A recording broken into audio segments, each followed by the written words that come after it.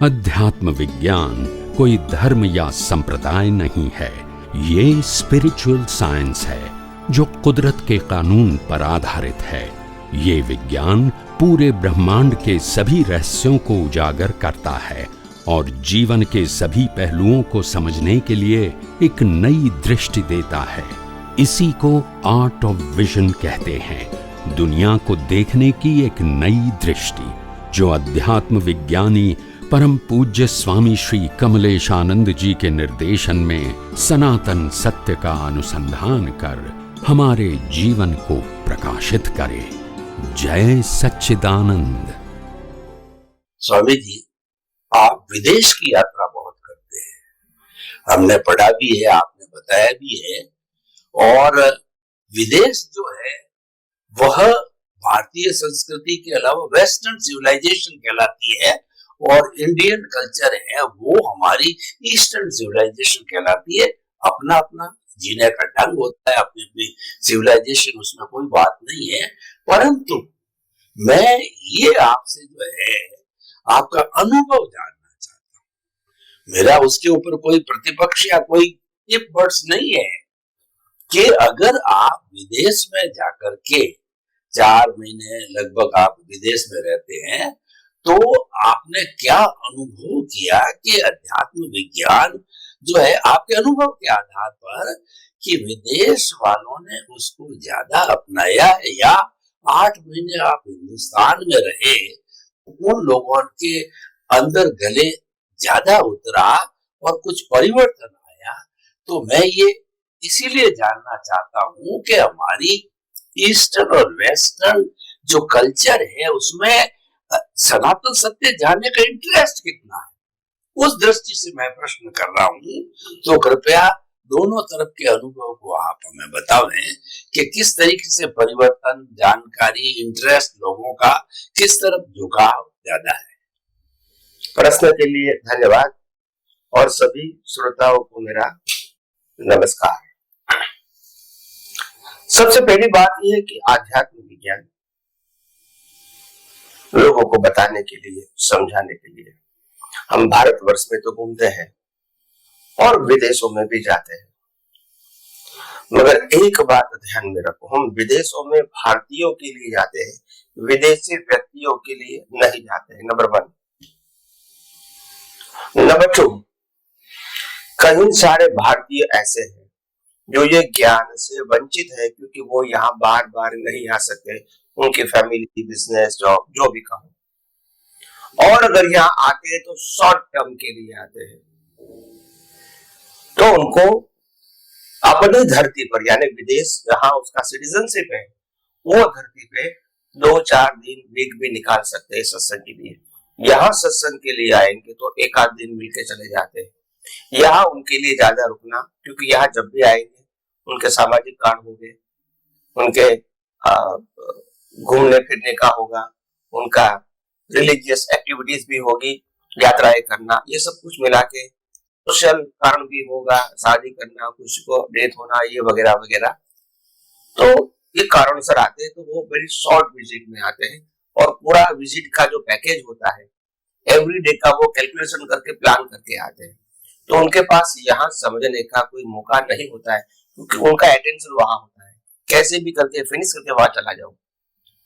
जो long term के लिए रिटायर्ड पर्सन आते हैं उनकी बात अलग है, मगर जो एक्टिव है, जो जॉब में, बिजनेस में, वो ऐसे नहीं आ सकते हैं। तो ऐसे लोगों के लिए जिसकी जिज्ञासा भी है कि भी हम अभी भी धीरे धीरे समझते रहे और आगे बढ़े, तो उन लोगों के लिए हम जाते हैं। इसमें अगर कोई हार्डली 1-2 फॉरेनर्स भी आ जाते हैं, कभी कभी कोई फ्रेंड के रूप में लेकर आते हैं, कोई नेबर वाला हो तो उसको इनवाइट करते हैं, वो एक अलग बात है। हम जाते हैं भारतीयों के लिए, खास करके जिसको आत्मा, कर्म का सिद्धांत, पुनर्जन्म, सनातन सुख और मोक्ष, ये 5 चीजों को जो बिलीव करते हैं, इस व्यक्तियों के लिए हम जाते हैं। जो 5 चीजों को बिलीव नहीं करते हैं उनके लिए आध्यात्म नहीं है, उत्तम मानव जीवन है, जिसको कहेंगे हम ह्यूमैनिटी, तो उनके लिए बराबर है। वो आध्यात्म भी जरूरी, वो लेवल तक नहीं पहुंचे।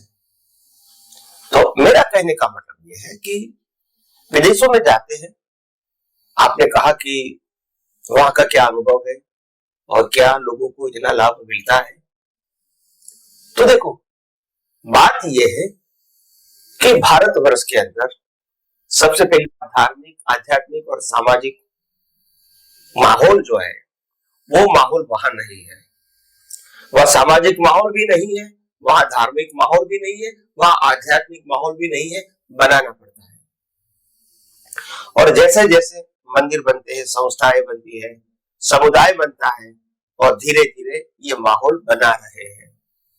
यहाँ तो माहौल है ही, यहाँ सामाजिक परिस्थिति ऐसी है कि एक दूसरे को देख के भी व्यक्ति रिस्ट्रिक्ट हो जाती है कि ऐसा हम नहीं कर सकते हैं। वहां ऐसा नहीं है। धार्मिक, घर के बाहर निकलोगे तो ही मंदिर रहेगा, सोसाइटी के अंदर, सोसाइटी के बाहर।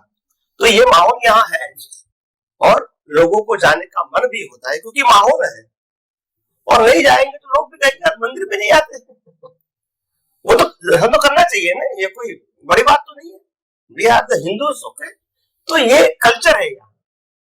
और अध्यात्म की बातें तो महापुरुषों के माध्यम से, किताबों के माध्यम से लोगों को समझ में आता है कि मैं आत्मा हूँ, मोक्ष है, कर्म का सिद्धांत, पुनर्जन्म, ये सब कुछ जारी भाषा में भी लोग जानते हैं, मानते हैं, बिलीव करते हैं, भले डीप में नहीं गए। मतलब ये माहौल यहाँ है और इसलिए यहाँ के लोगों को ये ज्ञान मिलता है तो प्रगति ज्यादा कर सकते हैं। मगर वहां के लोगों के पास माहौल नहीं है। मगर आप जो बात बताते हैं वो समझने के लिए उनके पास समय जरूर है, क्योंकि हमारे जैसा डिस्टर्बेंस वहां सोशल, रिलीजियस नहीं है। समझे? आदमी जॉब करेगा, घर पे आएगा, फिर शांति, no social, no religious, except for Saturday Sunday जाएगा तब।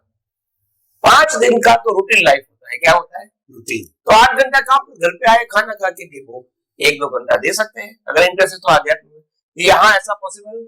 यहाँ हर व्यक्तियों की लाइफ सामाजिक और धार्मिक इतनी बिजी हो जाती है, सामाजिक, धार्मिक, कॉमर्शियल कहो, जॉब इतनी बिजी हो जाती है कि घर में आके भी टाइम निकालना आध्यात्म के बारे में सबके बस की बात नहीं है। इतना बहुत सोशल में बिजी हो जाते हैं। तो प्लस माइनस पॉइंट है, हम तो प्रयास करते हैं। क्या करते हैं? हमारा कोई दावा नहीं है कि हम वहां देंगे, यहाँ देंगे। हमारा प्रयास है जहां भी जो लोग आध्यात्म विज्ञान को समझने का चाहते हैं, हम अगर वहां जाते हैं तो हमारे लिए अच्छा है, क्योंकि हमारी भावना भी ये है कि विज्ञान विश्व में फैले। यही हमारी भावना है और इसलिए ये भावना के मुताबिक हमने जीवन में 1000 साइंटिस्ट बनाने का भी सोचा है। इसके ऊपर काम हो रहा है। अभी 250 तो बन चुके हैं सर्टिफाइड, और वो सत्संग भी कर रहे हैं जूम के ऊपर, सब अलग अलग। और अभी 50 पाइपलाइन में है, जो 1 महीने के बाद वो भी साइंटिस्ट बन जाएंगे। ऐसा 1000 करने का मेरा इरादा है, और कुदरत ने चाहा तो हो जाएगा। फिर हजारों साइंटिस्ट साइंस की बात करते रहते हैं और धीरे धीरे उनकी परंपरा भी चलती रहेगी। ये मेरा मकसद है। तो मेरी भावना, मेरा प्रयास, ये सब कुछ होता है और कुदरत ने इस भावना को रूपक में लाने के लिए दिए हुए संजोग, इसको भी हम मानते हैं। बिना कुदरत की हेल्प हम कुछ नहीं कर सकते। इसीलिए मैं करता हूं, वो अहंकार से बोलना तो ठीक नहीं है, मगर कुदरत ने मेरे को ये रोल दिया है और रोल के मुताबिक संजोग भी दिए हैं। तो इसलिए बहुत बड़ी बात है। तो देश में विदेश में जाने का मकसद हमारा कोई भौतिकता को एंजॉय करना वो नहीं है।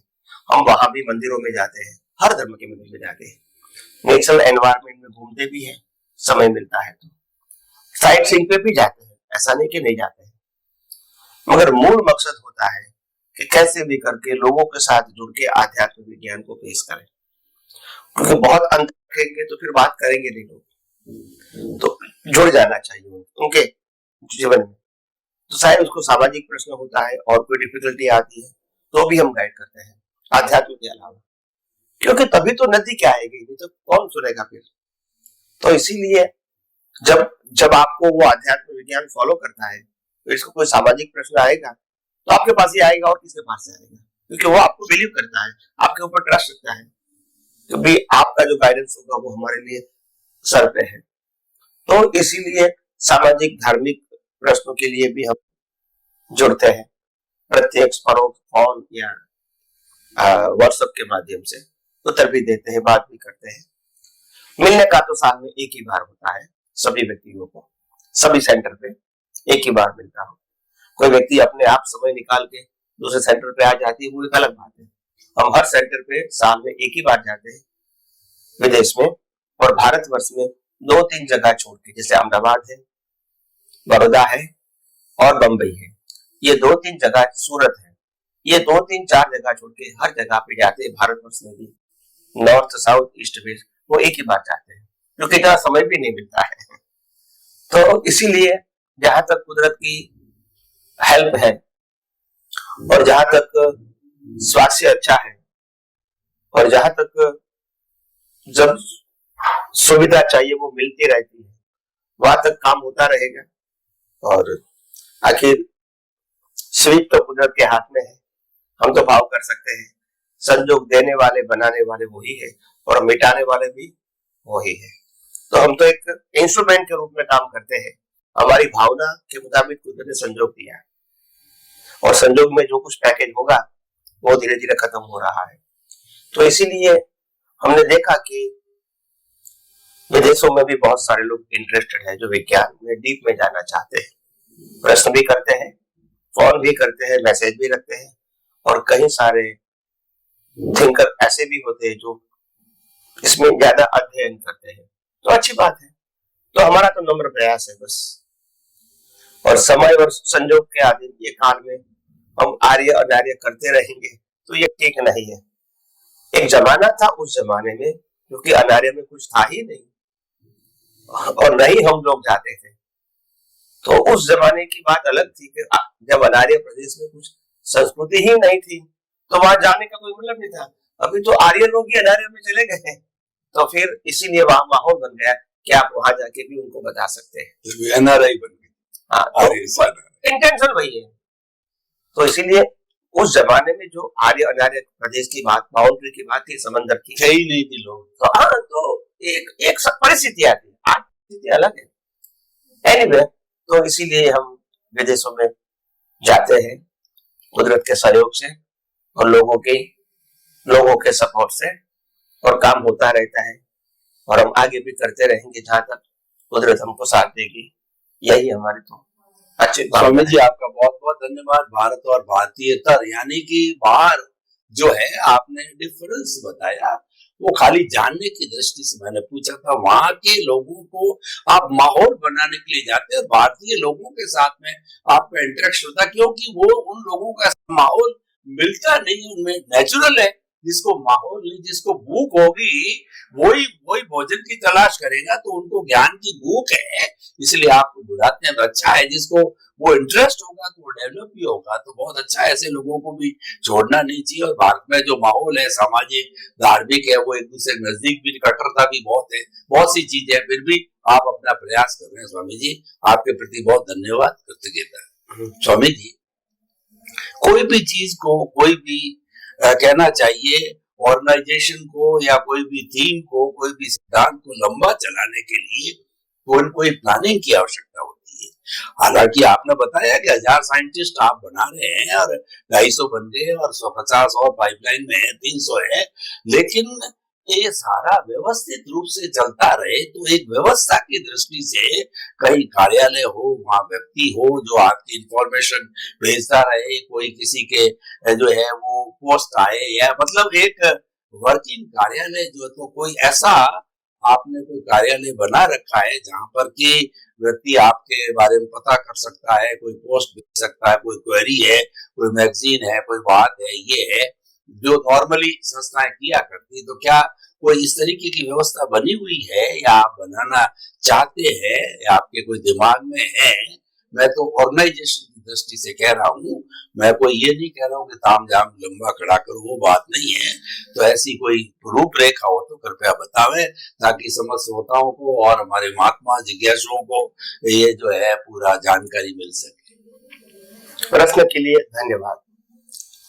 सबसे बड़ी बात यह है कि कोई फिजिकल व्यवस्था कहेंगे, मकान संस्था, ऐसा तो नहीं बनाया है और सोचा भी नहीं है अभी तो, मगर ट्रस्ट जरूर बनाया है, ऑर्गेनाइजेशन यहाँ भी बनाया है, विदेशों में भी बनाया है ट्रस्ट, जिसके माध्यम से फंड आता है और काम होता रहता है, इनको भी उसका बेनिफिट मिले। तो मेन चीज ये है कि ये तो है, इसके अलावा टीवी में भी आता है एवरीडे, और टीवी में भी बहुत सारी इंफॉर्मेशन होती है कि कौन से कंट्री में कहां से आपको इंफॉर्मेशन मिलेगी। उसका नंबर भी होता है, ईमेल भी होता है, नाम, नंबर और ईमेल, हर देश का, विदेश के हर मुख्य सेंटर के ऊपर। इसके अलावा हम चाहेंगे कि इसके अलावा भी किताब है, इसके माध्यम से भी लोगों को इंफॉर्मेशन मिलती है, उसमें भी इंफॉर्मेशन दिया गया है कि आपको फर्दर कहां से मिलेगा। इसके अलावा यूट्यूब के अंदर हमारा एक अकाउंट है, चैनल, जिसमें सब्सक्राइब करके सभी इंफॉर्मेशन आप प्राप्त कर सकते हैं, इट्स फ्री ऑफ कॉस्ट। और एवरीडे आपको एपिसोड भी मिलेगा और स्वामी जी की सब इंफॉर्मेशन मिलेंगी, स्वामी जी कहाँ है कहाँ नहीं, ये भी आपको मिलता रहेगा। और स्वामी जी का जो प्रोग्राम होता है, जैसे जूम के ऊपर होता है, उनकी इंफॉर्मेशन भी मिलेगी, जिसमें आईडी और पासवर्ड मिल जाएगा, ताकि आप घर बैठे कनेक्ट हो सकते हैं। और तो व्हाट्सएप के माध्यम से भी इंफॉर्मेशन जाती है, यूट्यूब के माध्यम से भी इंफॉर्मेशन जाती है, किताबों के माध्यम से भी जाती है, टीवी के माध्यम से जाती है, और प्रत्यक्ष रूप से हम जाते हैं वैसे भी जाती है। और हमारे बहुत सारे जो साइंटिस्ट जो ये फील्ड में काम कर रहे हैं विलिंगली, उनके माध्यम से भी इंफॉर्मेशन लोगों को पहुंचती है। और दूसरी बात, हमारे जितने भी सत्संग होते हैं, चाहे टीवी के सत्संग है, चाहे रेगुलर 2 घंटे के सत्संग है, चाहे क्लिप बनती है 2, 5, 10 मिनट की, सभी में फ्रंट और बैक का जो पार्ट है वो कॉमन होता है, जिसमें सब फ्रंट में थीम है हमारी, क्या अध्यात्म विज्ञान क्या है, 1 मिनट की, और लास्ट में है ये इंफॉर्मेशन की, ये एपिसोड के बाद ज्यादा इंफॉर्मेशन कहां से मिलेगी, कॉन्टेक्ट बॉक्स या कॉन्टेक्ट में नाम, mobile number and email address, ये सब वहां होता है। तो इतना, और किसी को डोनेशन देना है तो ट्रस्ट भी है, ट्रस्ट की इंफॉर्मेशन भी साल में 3-4 बार पब्लिश किया जाता है कि आप अमेरिका में रहते तो आप इस प्रकार से डोनेट कर सकते हैं, लंदन में रहते तो इसे, इंडिया में रहते तो ऐसे, घर पे बैठे ही कर सकते हैं, इंटरनेट से भी कर सकते हैं, आपको आने जाने की जरूरत नहीं है। तो ये सब कुछ होता रहता है, और ये तो परिस्थितियों के अधीन बनता रहता है, लोग सेवा देते हैं और काम चलता रहता है, या कोई संस्था, एम्प्लॉय, ऐसा कुछ है नहीं, स्वयं वो काम चलता रहता है, लोग अपने अपनी सेवा देते हैं, काम चलता रहता है। और जहाँ जरूरी है पैसे का, जैसे कि अरिहंत चैनल है, किताबों का छपना है, ट्रांसपोर्टेशन है, इसका खर्चा के लिए लोग अपने आप सहयोग करते हैं और काम होता रहता है, किताब भी, तो ये सब होता रहता है, वो कोई डिफिकल्ट बात नहीं है। आप जब, मैं ऐसा मानता हूँ, जब आप एक काम के लिए समर्पित हो जाते हैं, और ये काम खास करके ये तो कुदरत का काम है, हमारा काम, हम उनका ही on behalf of the nature काम कर रहे हैं, कुदरत की व्यवस्था बताने के लिए, तो सब कुछ होता रहता है, हेल्प होती रहती है, काम चलता रहता है, एंड विदाउट टेंशन।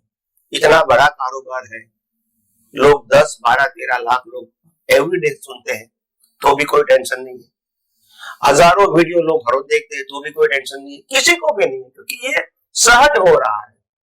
हमको बहुत बढ़ाना है, कम करना है, संख्या इकट्ठी करनी है, ये सब्जेक्ट नहीं है, लोगों का विज्ञान पहुंचे, किसी के माध्यम से पहुंचे, ऐसा नहीं कि मैं ही पहुंचाऊं। तो इसलिए सब कुछ चलता रहता है, और मालिक की तो कुदरत की ही रहेगी। तो आइए हम सब आगे भी बात करते रहेंगे। स्वामी जी, आपका बहुत बहुत धन्यवाद, आपने सारा व्यवस्था पक्ष रखा कि जो है इसको, जो है अभी धीरे धीरे ये प्रोग्रेसिव हो रही है, लेकिन मूल में जो आपकी इच्छा है, जो हृदय की भावना है कि ये सनातन सत्य अध्यात्म विज्ञान जो मुक्ति का मार्ग है, ये जन जन तक पहुंचना चाहिए, हर व्यक्ति तक पहुंचना चाहिए। मैं तो ये चाह रहा हूँ, जो आपको मैंने स्टडी किया है, आप चाहते हैं कि पूरे 7.8 अरब की जनसंख्या उसको समझे, क्योंकि इसमें कोई पालन का कोई व्रत या कोई लिमिटेशन कुछ भी नहीं है, तो समझ का है, ये तो दृष्टि का है, दृष्टि में लेने का है। ये सबसे बड़ी विशेषता आपके सनातन सत्य के अंदर मिली कि ये दृष्टि विज्ञान है। तो अब क्योंकि समय की अल्पता को देखते हुए, समय की संपन्नता को देखते हुए आपने जो कुछ अपने मुखारबिंद से बताया उसके प्रति कृतज्ञता। जय सच्चिदानंद। जय सच्चिदानंद।